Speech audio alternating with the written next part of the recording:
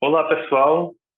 A apresentação intitulada Inteligência Artificial na Tradução de Língua de Sinais tem como objetivo passar, um entendimento geral eh, em alto nível sobre como uma máquina pode aprender a traduzir uma sentença em uma língua escrita para uma língua de sinais.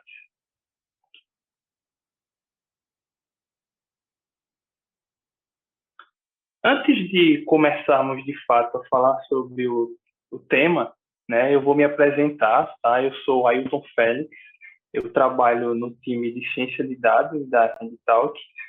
Sou homem, tenho cabelos curtos, com pele morena, estou vestindo uma camisa azul escuro com gola, estou usando fone de ouvido preto. Estou usando um relógio também aqui na minha mão esquerda. Estou à frente de uma parede branca e tem uma porta marrom ao meu lado esquerdo. E, por fim, o meu sinal é esse aqui, tá? Então, vamos lá. E o caminho que iremos seguir nessa apresentação será o seguinte, né? A gente vai falar um pouco sobre aprendizado, o que seria um aprendizado de máquina. Em seguida, nós iremos tratar do contexto específico de tradução, como que uma máquina de inteligência artificial aprende a traduzir. E, por fim, nós iremos abordar os problemas inerentes do processo de tradução de texto, certo? Nós iremos explanar os desafios de uma máquina de tradução. Iniciando o tópico sobre aprendizado de máquina, é um termo muito em alta hoje, aprendizado de máquina, o machine learning em inglês. Porém, o que é exatamente isso? Do que se trata? A área de aprendizado de máquina, ela quebrou aí diversas barreiras nos últimos anos. Possibilitou aí alguns avanços significativos, em diversas áreas, como, por exemplo, robótica, tradução automática, e-commerce, rede social, entre outras áreas, como até mesmo a medicina. Vamos ter aí uma noção básica de como que uma máquina ela pode aprender. A ideia é que a gente tenha esse entendimento no mais alto nível, né? E aí, para a gente começar, a gente eu vou aí usar uma analogia com o aprendizado humano, tá? Como que você aprenderia o que é um carro? Para isso, vamos fazer a seguinte analogia. Imagine que você tem aí o desafio, certo? A seguinte missão: você irá ensinar a uma pessoa que nunca viu um carro na vida a, a aprender o que é um carro, tá certo? E aí, uma das maneiras de você realizar essa ação seria aí você exibir imagens, exemplos de carros para essa pessoa, certo? E aí, o que que essa pessoa ela iria, o que que essa pessoa iria observar, né? Ela iria conseguir armazenar em seu cérebro padrões ou características que um carro possui, como, por exemplo, um carro tem farol, tem pneus, tem retrovisores, ou até mesmo características de outra natureza, como, por exemplo, a característica geométrica de um carro. Existe, apesar de carros mudarem bastante de forma, existe um determinado padrão de forma, de formato geométrico que esses carros possuem, certo? E aí, é interessante que os exemplos de carros eles sejam exibidos de diferentes formas, tanto em modelo ou design, quanto também em posição relativa à câmera. Se você exibir imagem de carro apenas de frente para a pessoa, durante o processo de aprendizado, pode ser que ela, ao se deparar com um carro de lado, ela não consiga fazer uma inferência de que, olha, aquilo ali é um carro, tá? Ao apresentar outras imagens para a pessoa, como de uma bicicleta, por exemplo, ela poderia chegar à conclusão que aquilo não seria um carro baseado nas características compreendidas, né, a um conjunto de carros exibida a ela durante o processo de aprendizagem. A bike tem grande chance de não ter vários itens presentes em um carro, bem como a forma geométrica pode destoar bastante da forma de um carro, obviamente. O mesmo se aplica a exemplos, ou outros exemplos, né, como motos ou até mesmo carrinhos de bebê. Todos possuem rodas, pneus, porém, em função do conjunto de características aprendidos pela pessoa que você ensinou que é um carro, ela vai aprender a diferenciar que, olha, existe um conjunto aqui diferente que não está presente nesses outros 3 exemplos aí que estão sendo exibidos.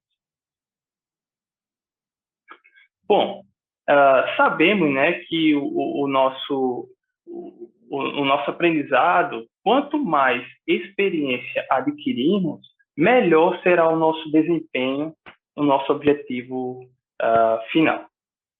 No contexto apresentado, né, a experiência adquirida ela estaria associada a um maior e mais diverso conjunto de exemplos de carro. Imagens do carro de frente, imagens do carro em diagonal, imagens do carro de perfil, imagens vistas de cima para baixo, por aí vai, tá? Carros vistos de diferentes formas. E aí, indo para o nosso contexto, né, do contexto, melhor dizendo, contexto da apresentação em si, que é falar sobre aprendizado de máquina, certo? No campo aí de inteligência artificial, a gente tem que esta trabalha com a ideia de que as máquinas elas podem aprender sozinhas após, né, terem acesso a um grande volume de dados. Aí, segundo Tom Mitchell, um cientista da computação e um dos pioneiros, né, aí no tópico de aprendizado de máquina, o aprendizado de máquinas ele poderia ser definido como um subcampo de inteligência artificial, cujo objetivo é construir programas de computador que melhorem automaticamente seus desempenhos através da experiência. E aí, né, vamos abstrair o termo destacado, programas de computador, e compreendê-lo como máquina. Além disso, vamos destacar também o termo experiência ao final da definição dele e compreendê-lo que para uma máquina isso significa interação com o meio exterior. Por fim, vale destacar que nessa definição ainda temos os termos experiência e desempenho, que fizemos, né, uma comparação agora há pouco, na analogia humana, para as máquinas. E para as máquinas, né, como é que isso ficaria? Como é que, para as máquinas, essa questão de desempenho e experiência ficaria? Relativo a desempenho e experiência no contexto de aprendizado de máquina, né, quando a gente está falando em experiência, no quesito lá da analogia humana, no aprendizado humano, é muito fácil associar a experiência com o tempo, né, de realização ou estudo de uma determinada tarefa. Afinal, o que a gente comumente escuta, né, relacionado à experiência de aprendizado humano? Eu tenho tantos anos de experiência na área, em determinada tarefa, né? A gente associa o termo experiência a tempo. No contexto de aprendizado de máquina, o termo experiência ele está diretamente relacionado ao volume e variedade de dados. Quanto mais exemplos são entregues para uma máquina aprender, melhores são as chances de se ter melhores predições. Imagine que se você fosse avaliar um robozinho, tá? Como na figura apresentada, e aí você teria que, imagine que você fosse a tarefa de avaliar um robozinho que fosse classificar imagens como sendo de maçã e imagens que não são sendo de maçã, né? Ele iria classificar o objeto apresentado para ele.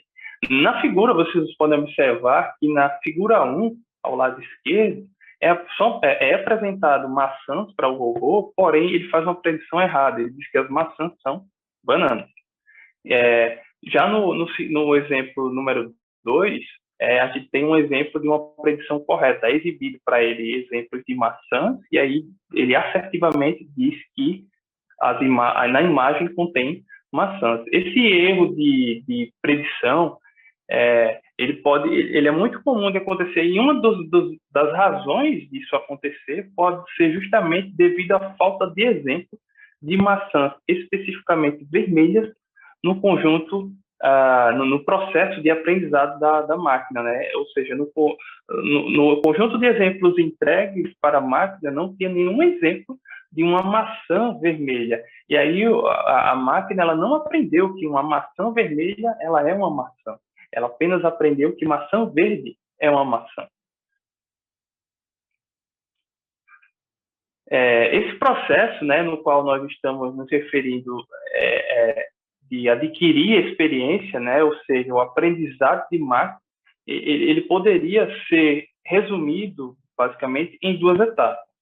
A primeira seria a etapa de treinamento, onde, de fato, os exemplos seriam entregues para a máquina praticar e adquirir experiência. A segunda etapa estaria relacionada à geração de um modelo, tá? E aí isso seria a máquina, o modelo seria a máquina treinada, capaz de generalizar bem o fenômeno aprendido e prever um resultado quando apresentado a novos dados, né? Imagine que quiséssemos aí ensinar uma máquina a reconhecer e classificar se uma determinada refeição ela possui ou não proteína, né? No caso aí, o nosso coleguinha robozinho treinado iria fazer uma inferência e afirmar que assertivamente o balãozinho que está sendo exibido para ele é uma refeição com proteína. E, em seguida, o outro conjunto de exemplos entregue para ele seria uma refeição sem proteína. Na analogia humana que eu falei, né, o nosso cérebro ele armazena padrões ou características que um carro possuía, né, no exemplo que eu citei anteriormente. E isso, né, caracterizaria o aprendizado no contexto de máquina. Bom, na analogia humana, eu falei que o nosso cérebro ele armazenaria padrões ou características que o carro possuía. E isso caracterizaria o aprendizado. No contexto de máquina, esse processo ele é realizado através de diversas operações matemáticas que simulam, tá, o processo de aprendizado do cérebro. Essas operações elas dão aí a capacidade da máquina perceber diversos padrões no exemplo fornecido como entrada para seu treinamento. E aí tudo isso é feito através de simples ou complexas, melhor dizendo, operações matemáticas. Os exemplos, até o presente citados, né, até o presente momento, eles tratavam-se aí apenas de exemplos relacionados à imagem, né? Agora nós iremos tratar especificamente de como é que uma máquina de inteligência artificial ela consegue ter a capacidade de aprender a traduzir um texto, né? Mais especificamente, como é que a gente dá a capacidade a uma máquina de traduzir um texto escrito em uma língua específica para uma outra língua, né? E no nosso caso, particularmente a língua de sinais. A gente pode definir, né, que uma máquina de tradução seria o uso de programas de computador para tradução automática de texto ou fala de um idioma para outro. E aí existe uma variedade, né, de tipos de máquinas de tradução. E aí eu trouxe 3 exemplos para a gente comentar a respeito. A primeira seria a Role-Based Machine Translation, né, a máquina de tradução baseada em regras, onde basicamente a ideia dela é escolher a tradução de uma palavra para a língua para a língua-alvo através de um dicionário de língua-fonte, levando, né, aí em consideração algumas regras de sintaxe e gramática. O segundo exemplo, né, Statistical Machine Translation, a tradução de máquina estatística, né, ela traduz o texto fonte baseado na probabilidade de ocorrência na língua-alvo. Por fim, a gente tem aí a Neural Machine Translation, né, a máquina de tradução que usa a rede neural, que ela tem um funcionamento baseado no cérebro humano, usando modelos de rede neural para criar SMTs, tá? Cujo resultado tende a ser mais fluente e mais preciso gramaticamente, tá? De uma maneira geral. Todos os tipos de máquina de tradução, né, de uma maneira geral, uma máquina de tradução ela precisa de exemplos para aprender a realizar traduções automáticas. Bem, de uma maneira geral, uma máquina de tradução ela precisa de exemplos para aprender a realizar traduções automáticas. E uma máquina, para traduzir de um texto em português para uma língua de sinal, ela poderia ter a seguinte formatação: um texto em uma língua fonte, no caso o português, e uma sequência de identificadores únicos de sinais. Seriam como se fosse o RG do sinal, o CPF do sinal, o número único que identificaria aquele sinal. E aí a tradução, ela poderia ser um exemplo, né, para treinamento de uma máquina de tradução, ele poderia ter mais ou menos essa formatação, um texto aqui na língua fonte e o outro em uma sequência, né, de identificadores na língua-alvo, que seria a língua de sinais. E aí, nesse exemplo, né, o sinal 1 ele poderia estar associado ao sinal gosto e o sinal 2 ao sinal café, tá? E aí nós teríamos um exemplo de tradução. É importante dizer, né, que uma tradução ela não é um para um. Ou seja, a tradução ela não pode ser uma mera substituição de palavra por palavra. Um tradutor ele deve ter a capacidade de interpretar e analisar todos os elementos no texto e saber, né, como cada palavra pode influenciar outros. Aí, dessa forma, pegamos aí os seguintes exemplos. Nós temos como primeira sentença, né, aqui do lado esquerdo, a frase "eu gosto de café", sendo traduzida para dois sinais, o sinal 1 e o sinal 2, que poderiam ser, né, efetivamente, o sinal 1, gostar, e o sinal 2, café. Já na segunda sentença, né, temos aí a frase "tem gosto de café", sendo traduzida para os sinais 3 e 2, que poderiam ser, respectivamente, sabor e café, né? O sinal 3 seria o sinal sabor e o sinal 2 seria o café, assim como o exemplo da tradução assim, tá?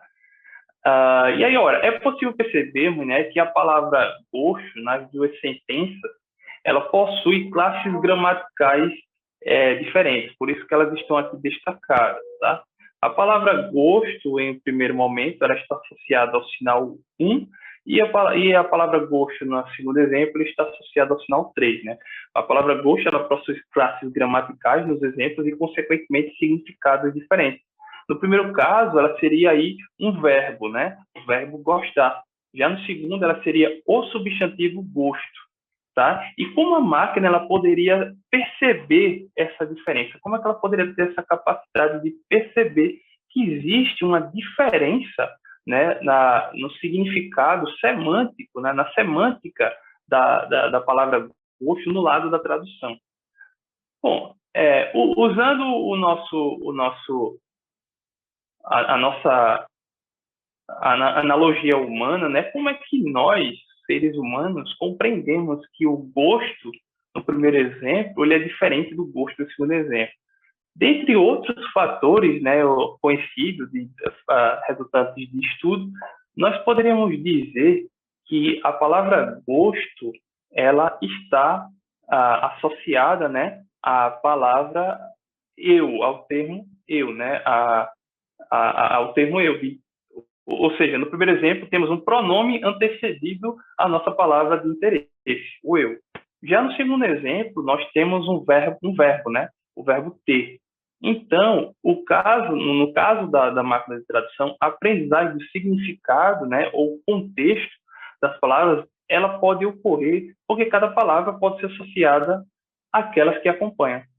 Simplificando bastante como todo o processo pode ocorrer, poderíamos dizer que a máquina aprenderia que o gosto do primeiro exemplo seria traduzido para o sinal gostar, se acompanhado da palavra eu. E no outro caso, né, traduzido para o sinal sabor, se acompanhado da palavra tem. Um conjunto de exemplos no formato apresentado, tá? Língua-fonte e língua-alvo, uma sentença em uma língua-fonte associada a uma sentença numa língua-alvo, ela pode ser comumente mencionada como sentenças ou corpos paralelos, tá? No nosso contexto. E esse conjunto de sentenças paralelas que compõem os exemplos para treinar uma máquina de tradução. E como mencionado, né, inicialmente na nossa apresentação, uma máquina ela precisa de experiência. E no contexto de tradução automática, precisamos de muitas sentenças paralelas para treinar um modelo de tradução que tem uma boa qualidade de tradução. Nem tudo são flores, né? E a gente aí precisa trabalhar quando a gente trabalha com tradução automática, isso aí envolve muitos desafios. E aí o objetivo dessa parte da apresentação é apresentar algum desses desafios para você. Eu enfatizei aí bastante a necessidade das máquinas absorverem grandes volumes de dados para treinamento, né? Porém, né, na prática, às vezes essa tarefa ela é bem desafiadora. Por exemplo, imagine que uma máquina foi treinada em um conjunto de exemplos pertencentes a contextos exclusivos de frases de futebol. Consequentemente, esse contexto ele possui uma quantidade limitada de vocabulário relacionado ao universo de futebol, que pode, né, existir, que pode não existir, melhor dizendo, em um outro contexto, como, por exemplo, frases em um contexto de jogos de tênis. Ou seja, a máquina ela não treinou, não foi mostrado, exibido exemplos de traduções para ela no contexto de tênis, né, que possui um outro conjunto de vocabulários específicos. Logo, a máquina ela pode se sair muito bem em traduções envolvendo especificamente o contexto de jogos de futebol. Porém, no contexto de jogos de tênis ou em qualquer outro, né, que seja diferente, né, de futebol, acho difícil obter a mesma conclusão. Daí, imaginem, tá? Quantos contextos uma máquina com propósito de tradução geral ela tem que conhecer para ter uma boa performance, certo?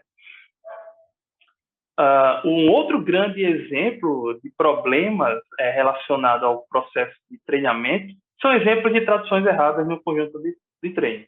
Por exemplo, né, considere o exemplo apresentado aí para vocês. Eu gosto de café, né, com sua respectiva tradução para o sinal 1 e para o sinal 2. É um exemplo análogo ao apresentado anteriormente. E se por um acaso o identificador do sinal 2 estiver associado ao sinal de abacaxi, salvo engano, esse aqui é o sinal, me perdoem se eu estiver errado. Esse aqui é o sinal de abacaxi. Então, nós teríamos o sinal 2 associado ao sinal de abacaxi, porém, poderíamos perceber aí que a tradução correta seria o sinal 2 estar associado ao movimento de café, que seria esse sinal aqui, tá certo? E aí, né, consequentemente, o modelo de tradução gerado, ele pode aprender que sempre que ao se deparar com a palavra café, a tradução deva ser sempre para o sinal abacaxi. E aí, né, isso aí trata-se de uma situação típica quando estamos estudando o conteúdo em um livro didático e o autor comete um erro em alguma definição. e, consequentemente, seremos induzidos ao erro também. A mesma coisa acontece com o modelo com a máquina de tradução. Vale destacar aqui também um outro problema intrínseco às línguas em si, né? Que é o problema de ambiguidade, e que uma máquina ela tem que lidar né, com esse tipo de problema com bastante frequência, que é especificamente a ambiguidade. E aí, dentre os tipos, né, que existem tipos diferentes, né, de ambiguidade. Aí aqui eu trouxe para a gente discutir a ambiguidade estrutural, que se refere especificamente onde a posição das palavras, especificamente a posição das palavras, tá, que pode gerar uma má compreensão no seu significado em função da posição dela, tá? E aí, como exemplo de um problema de ambiguidade estrutural, a gente tem a frase: Mateus pediu ao João que pegasse o seu computador, né? Ora, de quem é o computador? O computador é do Mateus ou é do João? O outro exemplo de tipo de ambiguidade seria lexical, tá? Que ela é um caso em que que uma palavra, né, nos traz pelo menos duas interpretações num dado contexto. Como, por exemplo, a frase Maria estava perto do banco. Esse banco seria o quê? Um lugar de sentar ou uma instituição financeira? Tá? Em traduções que contenham frases como essa, tá? A interpretação ela seria basicamente um chute de algumas das possibilidades de interpretação. E aí a gente pode dizer que isso aí não é um problema do modelo de tradução.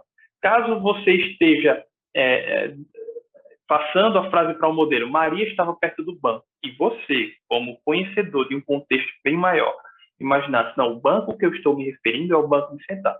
Porém, a máquina de tradução me disse que o banco é uma instituição, o sinal que ela fez foi de um banco de instituição financeira. E isso daí, de fato, não é um problema da máquina de tradução, e sim um problema da frase de entrada, que falta informação para uma interpretação mais completa. Tá? Dado que, se você entregasse uma frase dessa até mesmo para um ser humano, ela solta, o ser humano ele não conseguiria ter uma interpretação única, porque falta informação de entrada. Aí, existem outros exemplos de ambiguidade, né, que traz mais aí complexidade para o processo de tradução.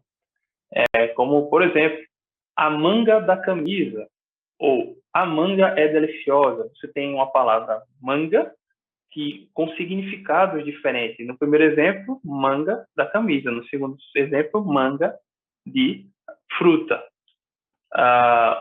Outros exemplos, isso não tem graça, pode levar, é de graça.